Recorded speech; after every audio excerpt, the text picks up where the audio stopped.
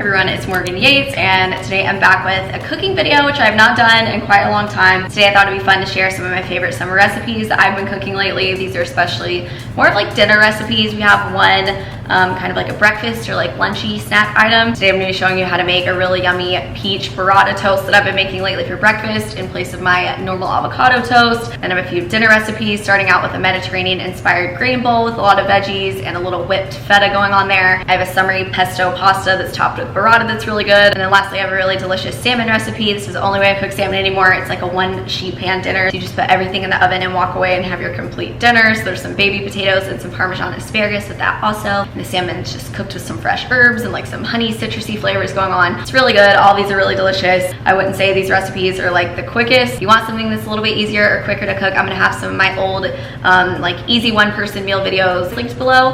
But these have been my favorite meals. I keep hitting these flowers.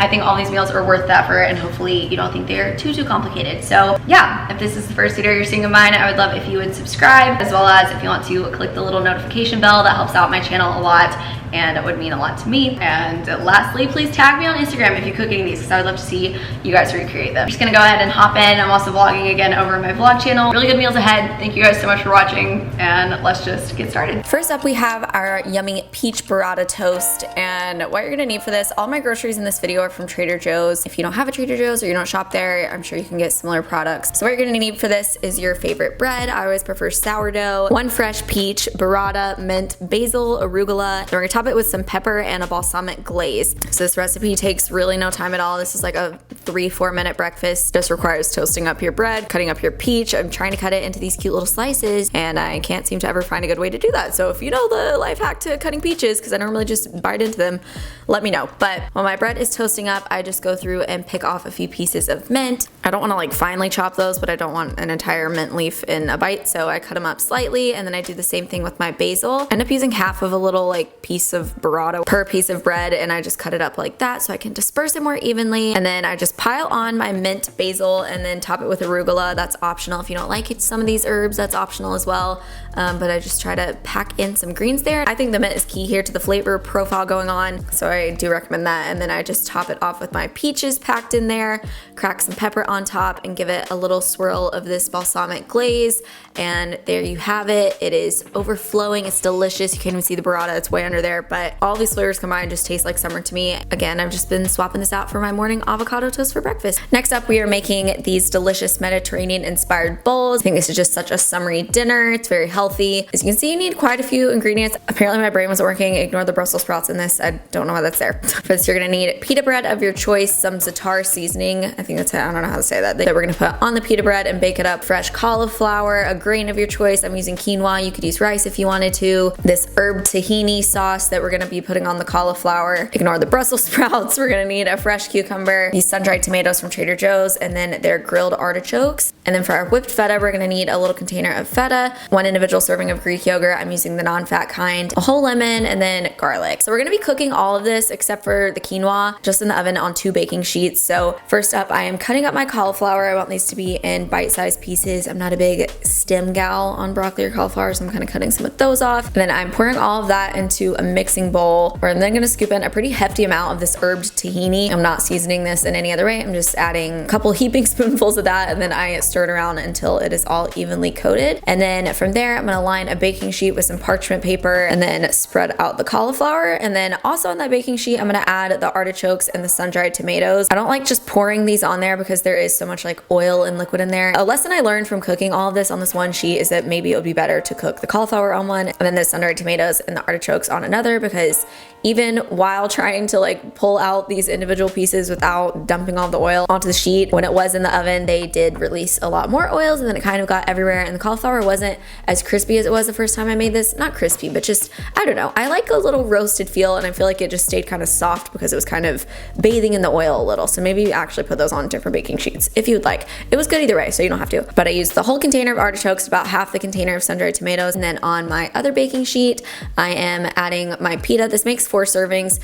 So I just have 4 pitas here. You can cut them up. I end up cutting mine into quarters. It's just up to you if you want to do that now or cut them later. And then I add some avocado oil. Again, olive oil is perfect. And thoroughly top that with my za'atar seasoning. And then that's going to go in the oven as well. And here's the thing. I don't actually know how long either of those things stayed in the oven. You're just going to have to keep an eye on it. I want to say it was maybe like 10 minutes for the pita and like 20-ish minutes for the veggies and everything. So then I'm just cooking some quinoa on the stovetop. Again, for 4 servings, I made 1 dry cup of quinoa. And then while all of that's cooking up, I'm going to make my whipped feta. So first up, I just cut up some fresh garlic. If you have minced garlic that's just already in the fridge or whatever, you can just use a little spoonful of that. If you are using fresh garlic, because the first time I made this, I used minced garlic, and apparently that's not as strong.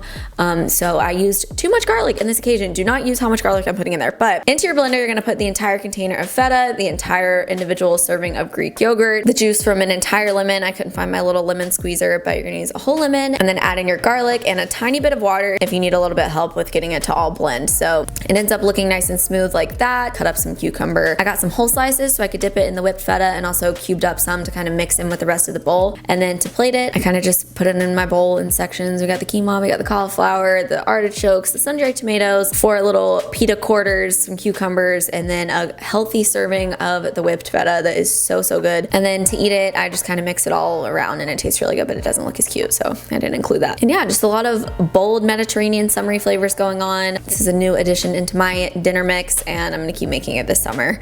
Next up, we have this delicious pesto pasta that we're topping with burrata, which again, I just think is so summery. It's one of my favorite foods right now. So what we're gonna need for this is a pasta of your choice. I love these spinach and chive linguine noodles from Trader Joe's. I think that's just like a summery option. You're gonna need burrata. You're gonna need some veggies of your choice. I like using mushrooms, broccoli, and tomatoes. At the very end, we're gonna add in some greens. So I have some fresh basil and spinach. We're gonna add in some parmesan and this kale cashew basil pesto from Trader Joe's. If you're feeling fancy, you can make your own pesto. You can buy a regular pesto. You need some fresh garlic. And then for seasonings, we're gonna need salt, pepper, garlic powder, and optional red chili flakes. So getting started, first up on the stovetop in a pan, I'm heating up some oil and then just cutting up my veggies. So again, not a big stem gal, cutting off some of the stems. And since this is a pasta, these are gonna cook down a little bit already, but I want everything to be like super bite-sized. I don't want a whole bite of just like straight up broccoli. I want it to be like mixed in with the pasta and other veggies and everything else. So I do cut these to be pretty small pieces. And it's the same with the mushrooms. I just slice them up a few different directions so that we have really small pieces going on. Then I cut my tomatoes in half. They're already pretty little to start with. And once that is all set, it is all bright and colorful and beautiful. And then I just throw it in my pan and add in here some salt, pepper, and garlic powder, which you'll see throughout this video. This garlic powder is giving me some trouble. And I forgot to show it, but also in this stage while the veggies are cooking, I added in some freshly chopped garlic as well. Then I just stir that around, leave that on like a medium heat. It'll cook down. And then after bringing my water to a boil, add in your noodles. And then while those are cooking up, keeping an eye on the veggies in the pan, stirring them every now and then, I just grate up some Parmesan, and then I cut up my herbs a little bit as well. So I'm just loving fresh basil. And then I cut up a little bit of spinach as well. I don't like cut it, I just rip both of these in half a couple times. And again, that's gonna cook down as well. And then once I've strained my noodles and they are all done, I'm just gonna pour those straight into the pan with the veggies. So make sure you're using a pretty big pan for this. And then I add in all of my greens and my Parmesan. Once you generally get that all folded in, I just add a few, again, heaping spoonfuls of this pesto. And then I really love spice, so I add in kind of a healthy amount of chili flakes, and then you'll see later I top it with even more. Yeah, then the pasta's done. This is super easy and so flavorful, just like such a spiced up pasta for the summer. And then I top my pasta again with like half a piece of burrata. That's enough for me. And then I crack some pepper and add more chili flakes and a little piece of basil to be cute on top. And this is so flavorful. It's my favorite pasta that I've been making for a while. And then we have our 1 sheet pan summery salmon dinner. Again, we're incorporating basil into this. We're making the tastiest like marinade seasoning thing we're gonna put on our salmon. It's just so flavorful and fresh tasting. So what you're gonna need is a salmon cut of your choice. I'm making 3 servings with this. You need baby potatoes, some asparagus, some Parmesan cheese that's gonna go on the potatoes, and kind of asparagus, kind of on everything. Salt, pepper, and garlic powder. And then for our little sauce thing we're topping the salmon with, you're gonna need a lemon, honey, garlic, basil, ideally dill. My Trader Joe's was out of dill, red pepper flakes again. So this is gonna cook in the oven in 2 steps. It's gonna be 15 minutes cooking the potatoes, then we're gonna bring them back out and then put them back in for 15 more minutes with everything else on the sheet pan. I'm heating up my oven to, I believe, 425. And I just add my cut up potatoes that are kind of bite size to my pan with parchment paper, add in my oil, top with garlic powder, salt, and pepper. Again, you can see the garlic powder is spilling everywhere. Put that in the oven for 15 minutes. Also, this recipe is loosely based off of something from Half Baked Harvest. I made this one time and then I've just kind of been winging it ever since then. So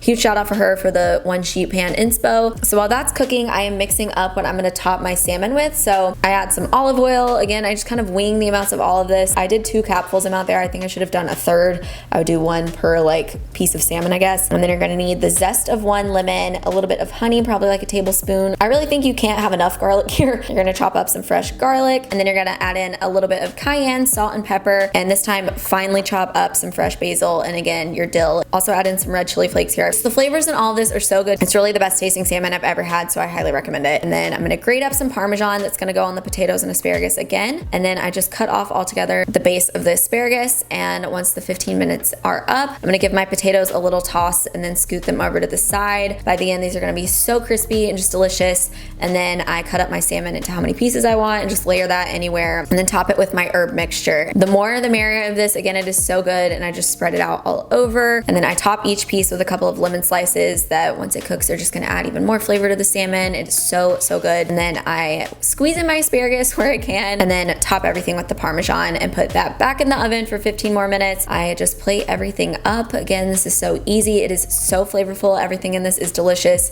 and it's all done on one sheet pan, so you're not dirtying that much stuff. I just think this is such a healthy, like summery dinner. Be so fun to like eat outside, and it also makes for great leftovers. So if you're cooking for one person, I've heated this up days later and it tastes just as good. So yeah, that is that for that recipe. Again, if you guys make any of these, please be sure to tag me over on Instagram. I would love to see your recreations. Let me know which of these sound good that you might want to try in the comments below. And thank you so much for watching, and I will see you in my next video.